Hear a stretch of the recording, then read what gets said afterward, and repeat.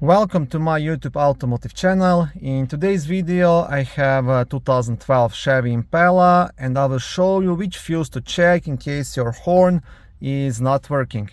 This video will apply to Chevy Impalas made from 2006 all the way up to 2013 and a Chevy Impala Limited, which was mostly a rental unit, made from 2013 all the way up to 2016. Horn fuse is located in the main fuse box under the front hood, which is right here. Now, to remove this cover and access the fuse, you will have two black tabs, one on this side and one on the opposite side. All you have to do is pull this tab toward yourself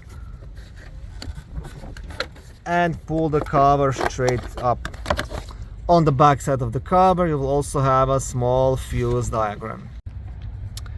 Okay, and the horn fuse is located at the bottom right corner, right here.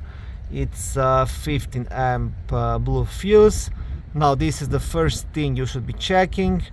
In case your horn stopped working, if this fuse proved to be good, then you should look into the horn itself and possibly the airbag clock spring.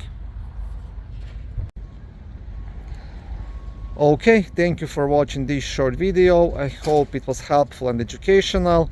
If it was, please like it and consider subscribing to my YouTube automotive channel.